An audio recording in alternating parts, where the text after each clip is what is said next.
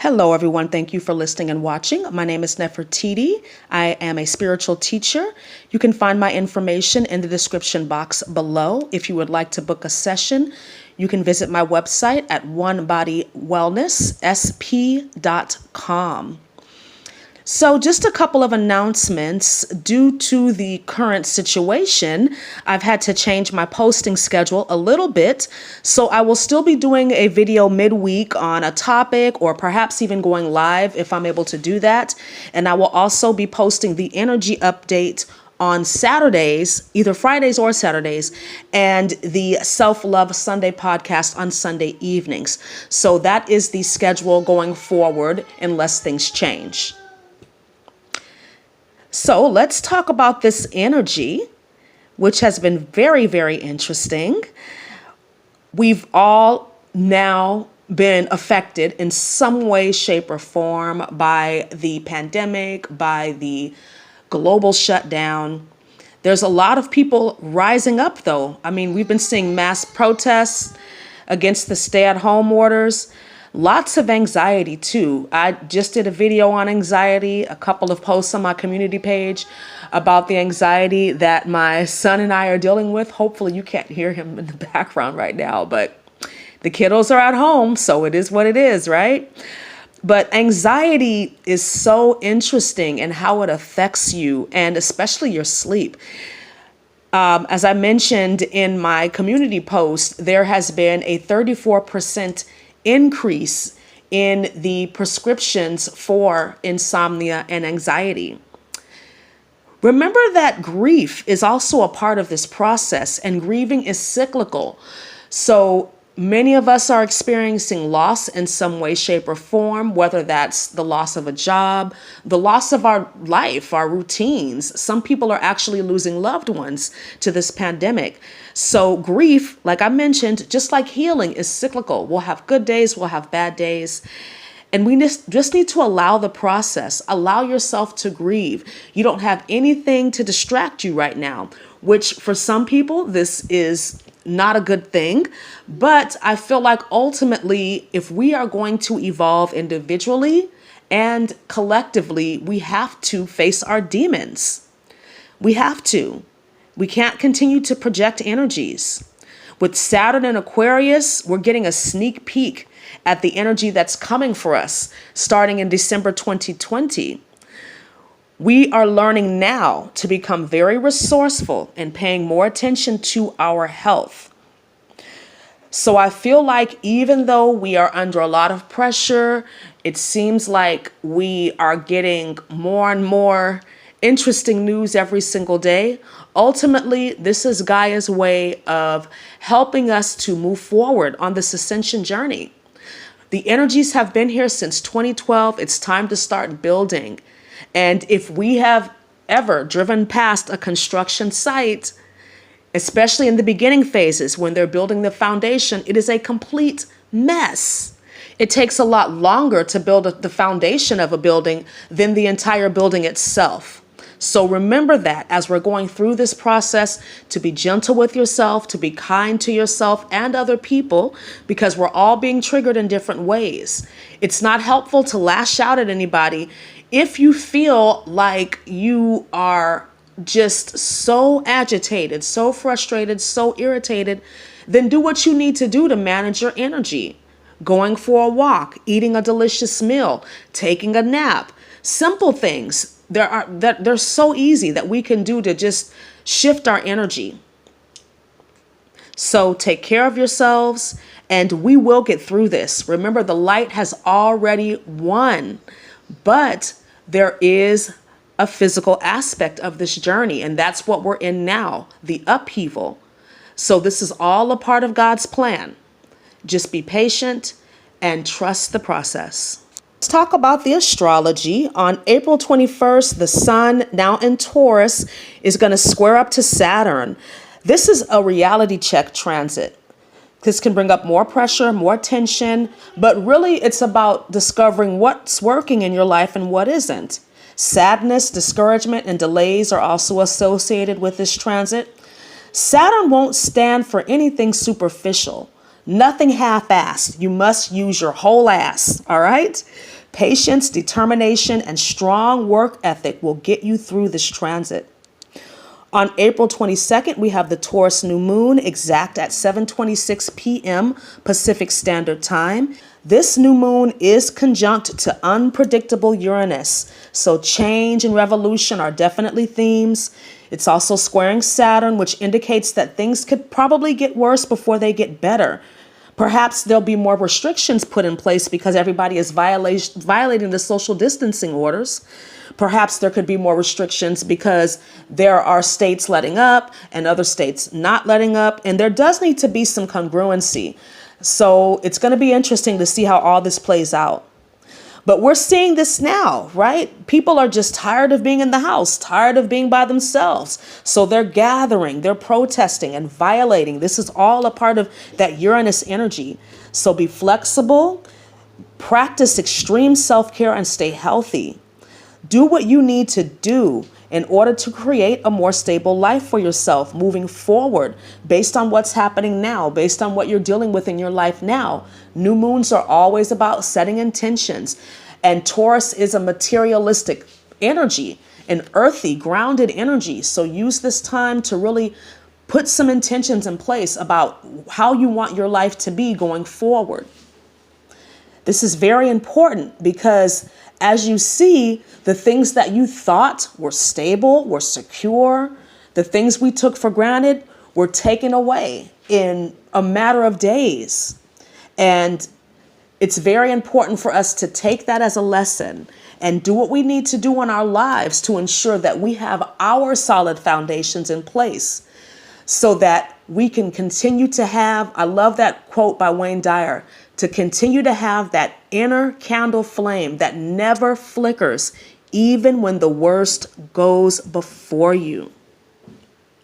On April 25th, Pluto, the devil, is going retrograde in Capricorn. And that's just how I refer to Pluto. I mean, all of Pluto's energy, besides the transformation and rebirth, is just very dark and demonic. Pluto rules the underworld.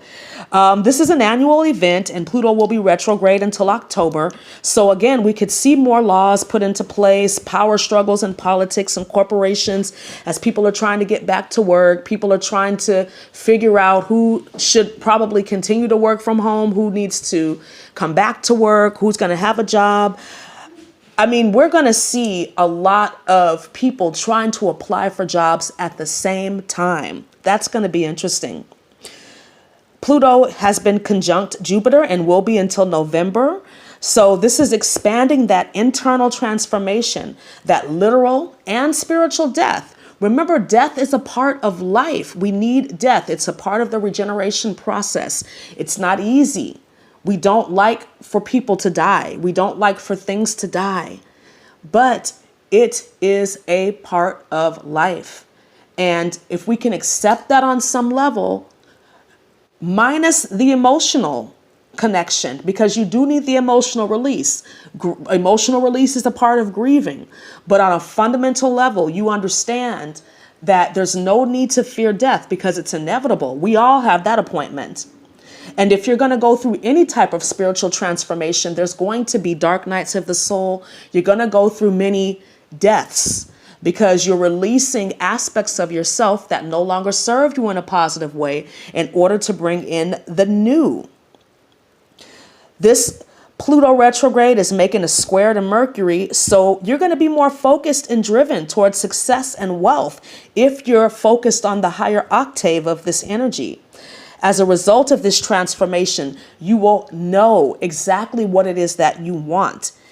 You will know exactly what it is that you need. This is also about considering the source of your information. There's a lot of stuff being put out there right now. A lot of fear mongering, fear porn, people making videos and they don't know what the hell they're talking about. Make sure that whatever information you're getting is from a reliable source, i.e., if it's medical, definitely science-backed research. Make sure that you're getting information from reliable sources when it comes to anything going on in your city, in your state. Find out for yourself. There's a lot of people talking, a lot of people saying things, but make sure that you have the facts. This transit could also make long distance travel a little more challenging, but that's to be expected. We're ultimately in a test of our faith. And you can see how this transit is affecting you by looking at your astrology chart, which I highly recommend that you do. Book a reading with me or another reader, starseed, wayshower that you trust. Because this transit could definitely be used for deeper spiritual evolution and rebuilding your life based on what you truly, truly want. Let's move on to the Oracle and Tarot cards. So I was guided to the Gilded Tarot and the Oracle of the Fairies. And the cards that came out were the Knight of Pentacles and the Lost and Found Fairy. So pentacles are always about, material aspects, and 5 is change. This is about finding yourself through these material changes, making sure that you are saving and balancing and keeping a good check on your resources, because the Lost and Found Fairy is a very practical fairy, and this is a very practical tarot card. Remember that we will lose things in life, people, items, circumstances. It's a part of life. One thing that I wanted to point out is the hidden rabbit in this card. This is great because the rabbit represents hidden prosperity, luck, productivity. So the rabbit is here to help you. Remember that your spirit guides, your ancestors, they often show up as animals too. So rabbits, they're good at producing. So find those hidden opportunities to create the life that you want. Allow your spiritual practices to protect you as well. The knight in this card reminds me of the Bible verse, Ephesians 6:12. I talk about that all the time. We wrestle not against flesh and blood, but against principalities, against powers, against the rulers of the darkness of this world, against spiritual wickedness in high places. Verse goes on to talk about being prepared for spiritual battle, the shield of faith, the sword of the spirit, the helmet of salvation, having your feet shod with the preparation of the gospel of peace. So make no mistake about it. We have a great deal of work ahead of us when it comes to rebuilding our nation, our lives, our energy. So patience and persistence are going to be highly beneficial for you at this time. Let's move on to the angel number. And number 528 came up. This is an opportunity number about starting new projects and careers. They're definitely in the offing. No matter what is going on around you, no matter what's going on in the media, there are opportunities. People are still living their lives out here, okay? Make changes as to how you earn your living. Some of us are being forced to do this right now. Use your knowledge and skills to their utmost. Invest in yourself and know that prosperity is on the way, no matter how it looks. So use this time to better yourself on all levels. Let's move on to the crystals. And 2 crystals came up, fire agate and rose quartz. So if you have these 2 crystals, I would recommend that you work with them together. But if you only have one or the other, that's fine. But rose quartz in particular, we know is a stone of love and emotional healing, dissolving worries and fears, and really helping you to learn how to love yourself. There are crystals out there that help you manifest self-love, but rose quartz is kind of like that practical, like step-by-step energy. How do I love myself? And when you pair it with fire agate, it helps to kind of create this impenetrable shield around you. Because when you're doing any type of spiritual work, which self-love work is spiritual work, you become spiritually vulnerable because you are bringing up emotional wounds for healing. So use that fire agate to protect you, to send any negative, nefarious energies back to their source so that they become spiritually aware of what they're doing.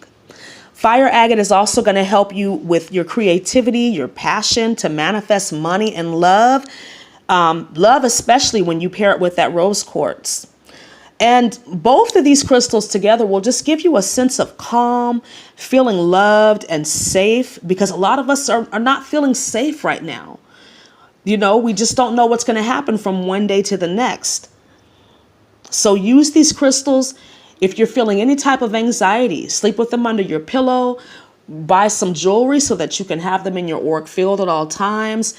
Carry pocket stones, crystal grids. When it comes to crystals that are connected to our emotions and sending energy back, I always recommend that you wear these crystals close to your skin so that you can really connect to the vibration. And meditate with them as well. So meditate with the crystal in the morning and then carry it with you throughout the day so that you can really feel that connection. Let's move on to the spirit animal. And the giraffe showed up. Now, as I mentioned, I did a couple of posts about how I've been dealing with sleep issues. My son's been dealing with sleep issues. I find it very ironic that the giraffe only needs 3 hours of sleep a night. So maybe Spirit's trying to send me a message. I don't know. Like, I need to get less sleep. I do have quite a bit of work to do. But the giraffe is representing psychic awareness, spiritual growth, holding your vision high above anything else. We know the giraffe has a long neck and they can see above everything. Staying connected to spirit is very, very important right now. It may mean that you need to get up before everyone else so that you can meditate. Even though you don't have a reason probably to get up early, just do it anyway. You know, there's a time of day it's called the witching hour, but it's really called the Amrit Vela. And I did a video about this last year.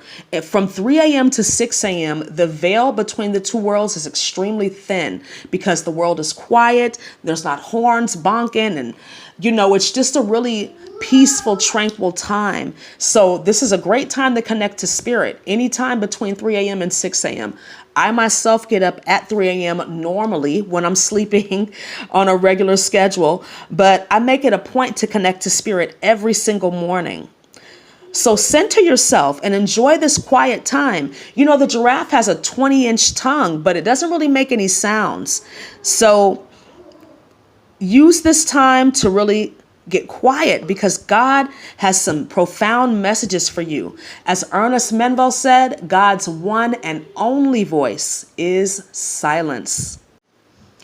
Thank you so much for listening and watching. Please like, comment, subscribe, and share. And if you would like to book a reading, you can do so going to my website, www.onebodywellnesssp.com. That will be linked below. If you would like to donate, if you like my videos, you can do so using the Venmo or PayPal links below. Have a wonderful week. I will speak to you again soon. Namaste.